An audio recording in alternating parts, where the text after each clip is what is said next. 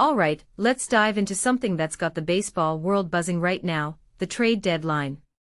But instead of just talking about the big-name players who might be on the move, today we're focusing on the prospects. You know, the young talent that could be the key pieces in some of these blockbuster deals. And let me tell you, this is where things get really interesting. Because while we often hear about established stars being traded, the prospect market is where teams are truly shaping their future. Here's the thing, prospects are like the wild cards of the trade deadline. They're full of potential, but there's always that element of uncertainty. Will they pan out? Where do they fit in a team's long-term plans? And that's exactly why I'm so fascinated by this topic.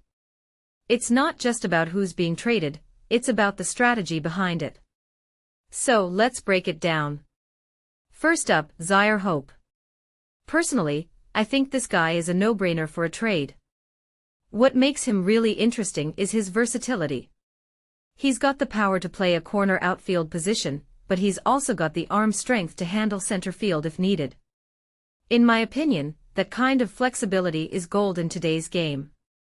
But here's the kicker, he's in Double-A, which means he's close enough to the majors to be impactful soon, but not so close that he's untouchable.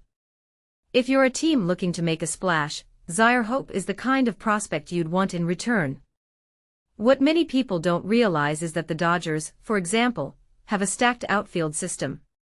So while Hope is incredibly talented, he might be more valuable to another team than to them. If you take a step back and think about it, this is a classic case of a team leveraging depth to address other needs. Now, let's talk about Elmer Rodríguez. What immediately stands out is his readiness. He's already pitched in the big leagues and had success at Triple-A. At just 22, he's the kind of prospect that rebuilding teams dream of. In my opinion, he's the perfect example of a plug-and-play prospect. You trade for him, slot him into your rotation, and see what he can do. Sure, he might not have the highest ceiling, but what this really suggests is that not every prospect needs to be a future superstar. Sometimes, a solid, reliable player is exactly what a team needs. This raises a deeper question. How often do we overlook these mid-rotation guys in favor of flashier prospects? I think it's a mistake teams should avoid. Josh Adamczyk is another name that's been floating around. What makes him fascinating is his consistency. He's hit .315 this year and for his career, which is no small feat, but here's where it gets interesting. The Brewers have a surplus of outfield talent. Guys like Braylon Payne and Alexander Frias are knocking on the door, and that's where the trade logic comes in. Personally, I think Adamczyk is the kind of prospect you trade when you're confident in your depth. It's not about him lacking talent, it's about maximizing value. One thing that immediately stands out is how teams like the Brewers excel at developing late-round picks. Adamczyk was a 15th-round pick, and now he's a top 100 prospect. That's a testament to their scouting and development, but it also means they're in a position to deal from strength. Now, let's talk about Jefferson Rojas. This guy is a bat-first player, and he's only 21. What many people don't realize is that his defensive position is a bit of a question mark. He's a third baseman, maybe a shortstop, but he's blocked by some big names in the Cubs system.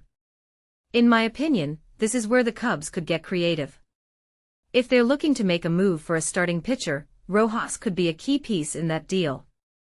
What this really suggests is that sometimes, a prospect's value isn't just in what they can do, it's in what they can bring back in a trade. If you take a step back and think about it, this is how teams balance their rosters and address immediate needs while still building for the future. Michael Arroyo is another prospect who's caught my eye.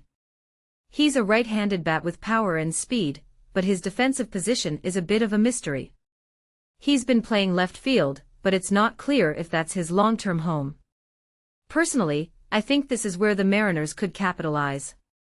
Just like they did with Harry Ford, they might decide Arroyo's value is higher to another team than to them. What makes this really interesting is how position flexibility, or lack thereof, can impact a prospect's trade value.